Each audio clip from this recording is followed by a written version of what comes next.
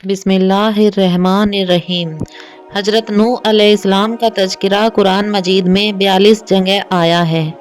हजरत आदम की औलाद दुनिया में खूब बढ़ी। आहिस्ता आहिस्ता ये लोग अल्लाह को भूलते गए जिसने उसे पैदा किया था और जो उनके पालने वाला है, और शैतान के बहकावे में आने लगे जिसने हजरत आदम अलैहिस्सलाम को जन्नत से निकलवा दिया था।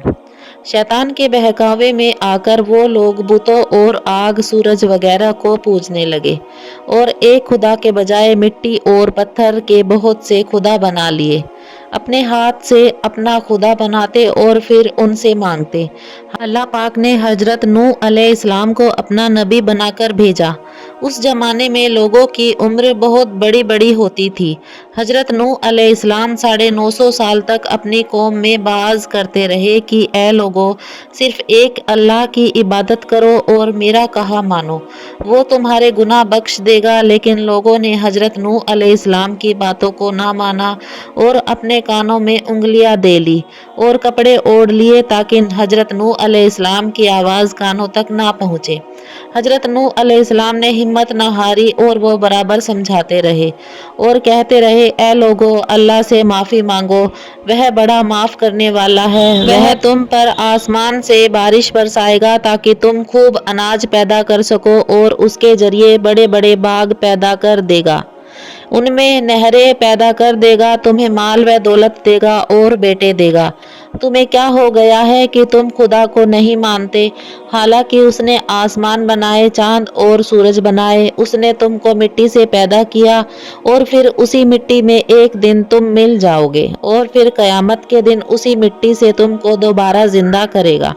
लेकिन लोगों ने अपने बुतों को नहीं छोड़ा और हजरत नूह अलैहिस्सलाम से कहने लगे कि हम अपने बुतों को हरगिज ना छोड़ेंगे और हम तो तुमको अपने जैसा आम आदमी ही देखते हैं और तुम्हारा कहना भी सिर्फ चंद गरीब लोगों ने माना है और हम तो तुमको झूठा समझते हैं। हजरत नूह अलैहिस्सलाम ने कहा, ए मेरी कौम, मैं तुमको जो नसीहत करता हूँ उसके बदले तुमसे कोई माल व दौलत नहीं चाहता, और जो गरीब आदमी मुसलमान हुए हैं और अल्लाह पर ईमान लाए हैं उनको मैं अपने पास से तुम्हारे कहने से निकालूंगा नहीं। अगर मैं उनको अपने पास से निकाल दूंगा तो खुदा के अजाब से मुझे कौन बचाएगा? अगर मैं ऐसा करूंगा तो बहुत नाइंसाफ हो जाऊंगा। हजरत नूह अलैहिस्सलाम ने उन लोगों को बहुत समझाने की कोशिश की मगर वो लोग नहीं माने। हजरत नूह अलैहिस्सलाम को अल्लाह का हुक्म हुआ कि तुम एक कश्ती बनानी शुरू करो। हजरत नूह अलैहिस्सलाम ने खुदा के हुक्म के मुताबिक किश्ती बनानी शुरू की। जब उनकी कौम के सरदार उनके पास से गुजरते तो उनको किश्ती बनाते हुए देखते तो उनका मजाक उड़ाते। हजरत नूह अलैहिस्सलाम उनके मजाक के जवाब में कहते कि आज मजाक कर लो, कल जब तुम्हारे ऊपर अजाब आएगा तो उस वक्त हम तुम्हारा मजाक उड़ाएंगे। आखिर अल्लाह ताला का अजाब उसके वादे के मुताबिक आया। जमीन से पानी निकलना शुरू हुआ और आसमान से बारिश आनी शुरू हुई। अल्लाह ताला ने हजरत नूह अलैहिस्सलाम को हुक्म दिया कि सब जानवरों का एक एक जोड़ा किश्ती में सवार कर लो और जो लोग तुम्हारे ऊपर ईमान लाए हैं यानी मुसलमान हो गए उनको सवार कर लो। हजरत नूह अलैहिस्सलाम ने उस किश्ती में सवार होने वालों से कहा, अल्लाह ताला का नाम लेकर इस किश्ती में सवार हो जाओ कि इसका चलना और ठहरना उसी के हाथ में है। अल्लाह ताला बड़ा बख्शने वाला मेहरबान है। किश्ती उन सब को लेकर लहरों में चलने लगी। तो उस वक्त हजरत नूह अलैहिस्सलाम ने अपने बेटे से कहा, ए बेटा, हमारे साथ सवार हो जाओ और काफिरों के साथ मत हो। उसने कहा, मैं किसी पहाड़ पर चढ़ जाऊंगा और वो पानी से बचा लेगा। हजरत नूह अलैहिस्सलाम ने कहा कि आज खुदा के अजाब के सिवाय खुदा के कोई बचाने वाला नहीं। इतने में दोनों के दरमियान एक पानी की लहर उठी और वो डूब गया। फिर अल्लाह ताला ने ज़मीन को हुक्म दिया कि अपना सारा पानी निकल जा और आसमान को भी हुक्म दिया कि पानी बरसाना बंद कर दे, यहाँ तक कि पानी खुश्क हो गया और तमाम काफिर दुनिया में ख़त्म कर दिए गए। हजरत नूह अलैहिस्सलाम की कश्ती कोहे जूदी पर ठहरी।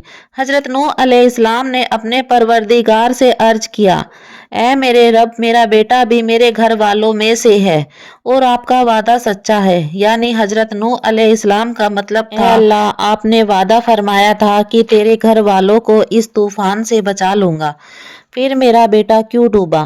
تو اللہ تعالیٰ نے فرمایا کہ اے نوح، تیرا بیٹا تیرے گھر والوں میں سے نہیں تھا کیونکہ اس کے اعمال اچھے نہیں تھے۔ میں تجھ کو نصیحت کرتا ہوں کہ ایسی بات نہ کر جو تیرے علم میں نہیں۔ حضرت نوح علیہ السلام کے علم میں یہ بات نہیں تھی کہ ان کا بیٹا کافر تھا۔ حضرت نوح علیہ السلام نے اللہ پاک سے توبہ کی اور اللہ پاک نے ان کو معاف کر دیا اور حکم دیا، اے نوح، ہماری طرف سے سلامتی اور برکتوں کے ساتھ اتر۔ اس کے بعد حضرت نوح علیہ السلام کی امت سے دنیا بسی اور آہستہ آہستہ ان کے بال بچے آباد ہوتے گئے۔ یہ سب لوگ خدا تعالیٰ کی اطاعت کرتے رہے۔ زمانہ گزرتا گیا اور آہستہ آہستہ شیطان نے پھر بہکانا شروع کیا تو یہ لوگ اللہ تعالیٰ کو بھولنے لگے۔ سبق: حضرت نوح علیہ السلام جو اللہ تعالیٰ کے اتنے بڑے پیغمبر تھے، اپنے بیٹے کو اس کے برے کاموں کی وجہ سے نہ بچا سکے۔ نوح علیہ السلام جو اللہ تعالیٰ کے اتنے بڑے پیغمبر تھے، اپنے بیٹے کو اس کے برے کاموں کی وجہ سے اللہ تعالیٰ کے عذاب سے نہ بچا سکے۔ اس طرح اگر ہمارے ماں باپ اللہ کے کتنے ہی ولی کیوں نہ ہو، اگر ہمارے اعمال اچھے نہ ہوں گے تو ہم اللہ تعالیٰ کے عذاب سے نہ بچ سکیں گے۔